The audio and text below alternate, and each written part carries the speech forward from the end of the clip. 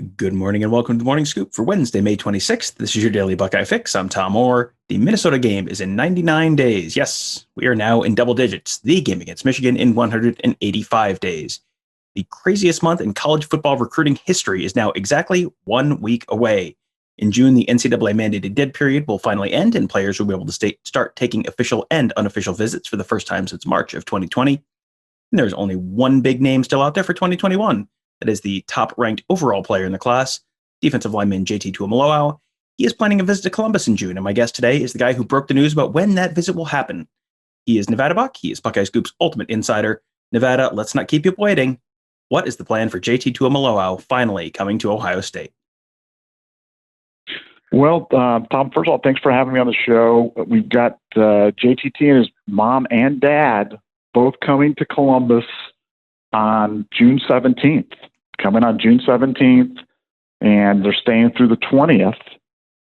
And at that point in time, they're heading to Oregon. So Oregon will be the next visit after the Ohio State visit, and I would expect things to wrap up, relatively shortly after that, as we all know they have to, by definition, as they've kind of taken this to the last possible minute to play, but they've been very systematic about their approach. You'd imagine, I don't know this, but you'd imagine the visits would go something like Bama SC or SC Bama, and then work their way back to Ohio State, Oregon, maybe Washington at the end. But we know Ohio State is confirmed for the 17th through 20th of June, and we know the Oregon visit will be right after that. So it's very exciting times. As you said, June's going to be a crazy time, but nothing crazier than that, because Ohio State will be rolling out the red carpet that weekend for sure, because it's a high priority recruit for them, and it's going to be an exciting time. Yeah, a lot of the current commits and top targets are coming in that first weekend in June 4th.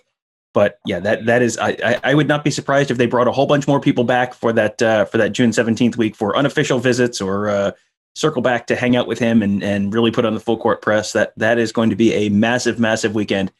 Man, is that going to be a crazy month of June all the way through for Ohio State and every other program in the country. Do you have a sense for where the Ohio State staff is kind of feeling about their chances to land Tuimoloau right now? They've always felt like they were the favorite, and there's a lot of reasons for that. You've got and Miguel Buga, and you've got Guy Scott, where you've got two of his best friends that are going to Ohio State. You've got the Larry Johnson legacy of Joey Bosa, Nick Bosa, Chase Young, and it's always been his favorite school. It's always been the one that when you talk to people closest to him, they've all said they think he's coming to Ohio State, and I think it's Ohio State's game to lose, and I think this will be kind of the crowning moment for Larry Johnson as a recruiter. As a recruiter, he has few equals. And this could arguably be the biggest recruit he's ever landed, and I think he intends to land him, and then he's going to make a commitment to him that he won't leave, and he'll be the final player that he coaches in his college career, and they're going to bookend him with Jack Sawyer. So there's a lot to offer for Ohio State, and I think Ohio State's got a lot of confidence they can do. But you're always worried when you have these other schools lurking, especially Bama. But I'd say confidence is extremely high on Ohio State's part. You mentioned Sawyer there. If he does sign with the Buckeyes, Tuimoloau would not be the only top 5 defensive lineman in Ohio State's 2021 class, because, of course, Sawyer was as well.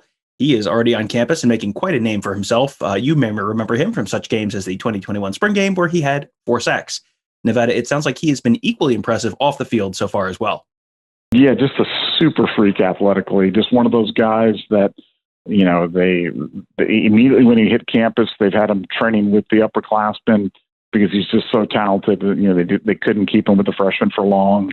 A defensive end, but fast enough that they have him running with the linebackers and the defensive backs. And that's the kind of athlete you're talking about in Jack Sawyer. And we saw a little glimpse of it at the spring game. We were hyping him all spring, which you hate to do with any freshman, but he had 4 sacks. He had 4 sacks in about a half. And he's going to be a very, very special player there, and an even better kid. But Ohio State could not be more excited. And like I said, the opportunity to go bookends with him and JTT would be unbelievable. And it makes both of them better when the opposing teams have to give equal respect to both the defensive ends, and they know it. And those two have become close. Those two have become close to the recruiting process. And I think that's going to be a big part of the equation in terms of why I think JTT ends up as a Buckeye.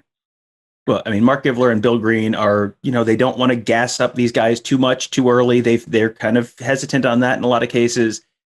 The stuff they say about Jack Sawyer, both to us and then also on the air, is just, it's the next Bosa. He's the third Bosa, or he's the fourth Bosa if you want to count, Chase Young as the third Bosa. There's like no end to the praise. I mean, they said he was the best player in the state when he was a sophomore, and that was when Paris Johnson was still a player in the state. I mean, there were other very, very high profile players in the state. And yeah, I mean, the Bosa thing is interesting because when Joey Bosa was there, he's getting triple teamed. If you have JT Tuimoloau on the other defensive end, you can't triple team Jack Sawyer because you got the other, you got the number one player in the class coming off the other edge. So that is, I mean, it is mind boggling to think what that could look like a year or two from now as both of those guys kind of continue to develop if Tuimoloau does end up at Ohio State. Yeah, no, it's like I said, it's a big selling point, and it's people thought it was a crazy idea years ago when we were starting talking about it, but we're halfway home and got JTT coming in on a visit here in a couple of weeks, so we'll see how the story ends. So it's pretty exciting time. You had a really interesting nugget last week about a guy who has had a much quieter start to his career, offensive lineman Trey Leroux. He came from a small program in Northern Ohio, had great size, intriguing athleticism, but was always seen as someone who would likely be a multi-year project. It sounds, though, like he has radically remade his physique over the last year or so.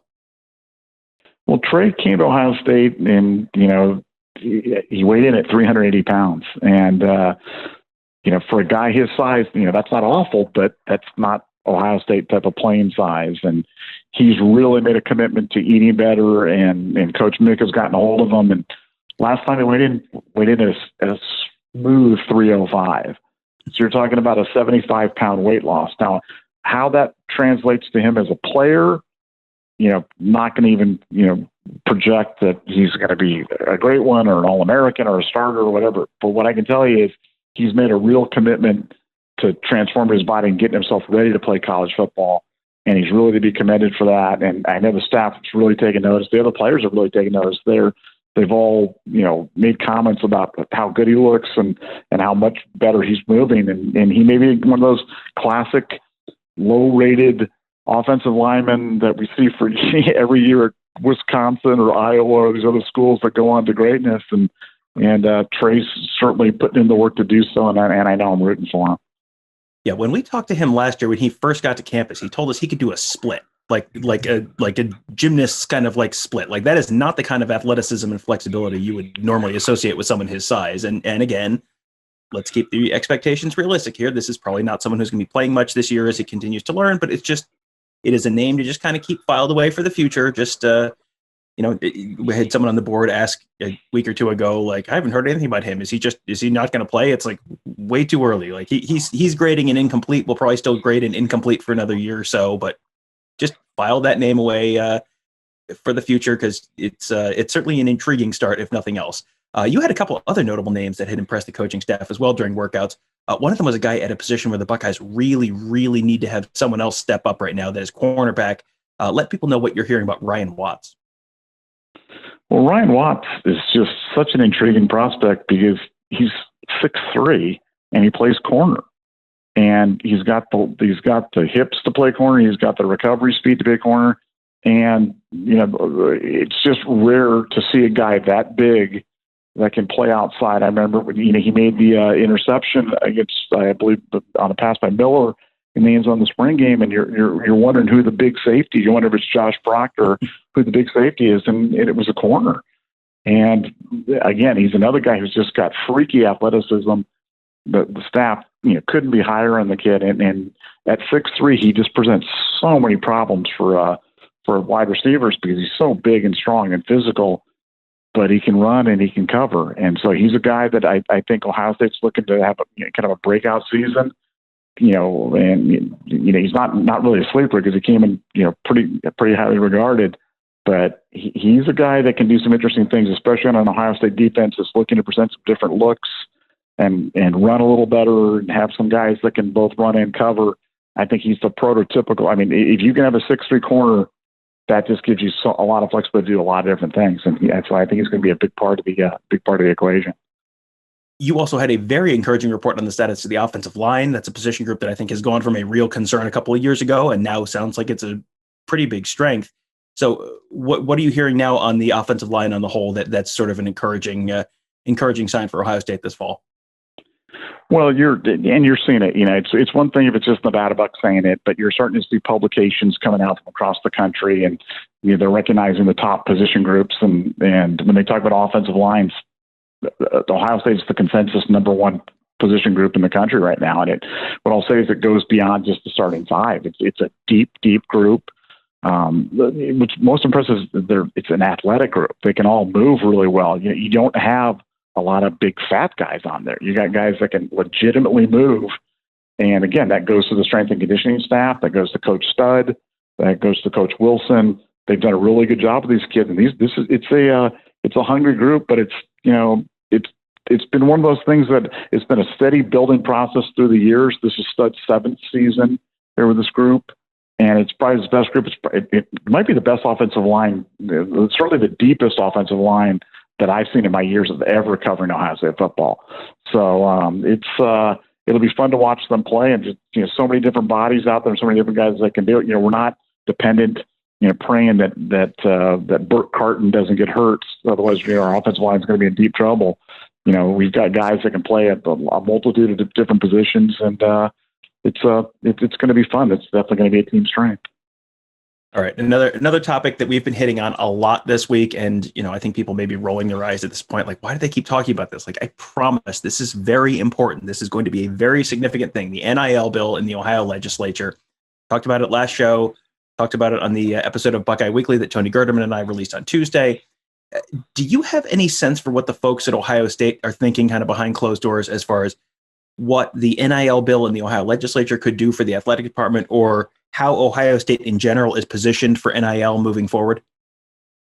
I think Ohio State, the challenge in NIL, Ohio State is going to do an excellent job on the traditional NIL types of opportunities. I think they made an announcement yesterday that they were going with open doors, and I think they'll do a heck of a job of presenting opportunities to players on how to build the brand, on how to take advantage of opportunities. And, Columbus is a great market. Ohio State's got a great social media reach. So I think there's lots of reasons for optimism on that there'll be a player in NIL. I'm just concerned about the wild west aspect of NIL and, what happened. I mean, is this really just an invitation to just bid on players? And that's always been one of the concerns, because Ohio State traditionally just hasn't been as good at that as other schools. And it's not really part of the DNA of the school to do that.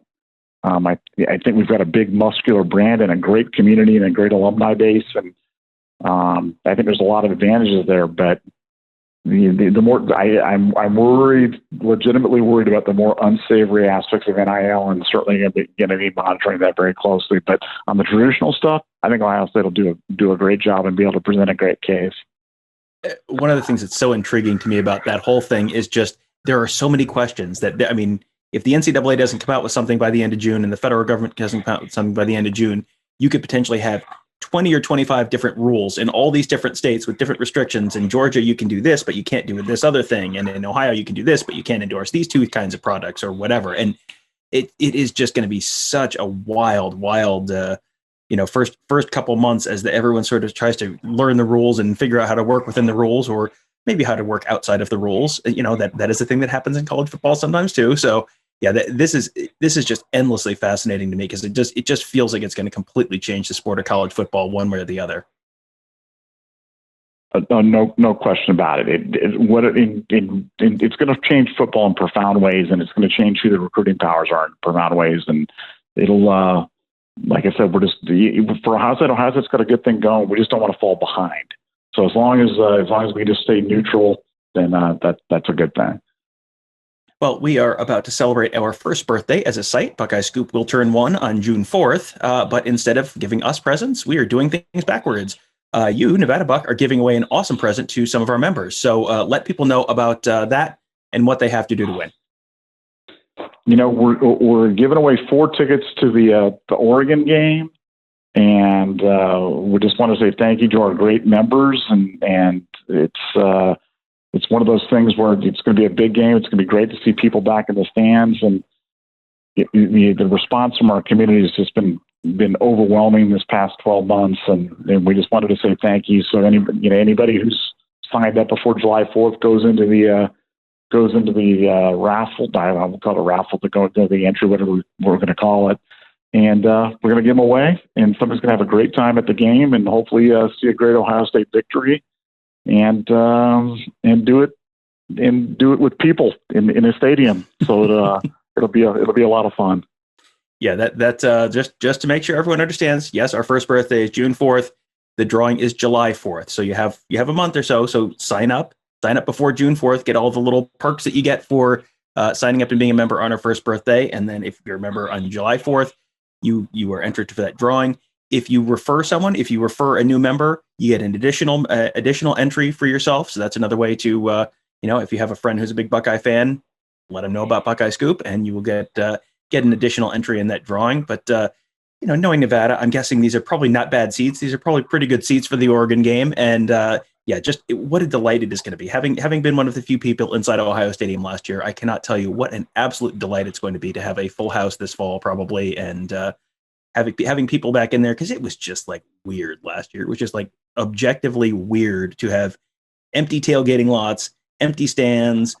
It was not the same. It's going to be delightful to have you all back. And, Ryan Day has talked about how excited they are to have everyone back, and the players. And then this is not just lip service. They really mean it. It will be a delight to have everyone back. So if you would like to be there for that Oregon game, you can sign up to become a member today at BuckeyeScoop.com.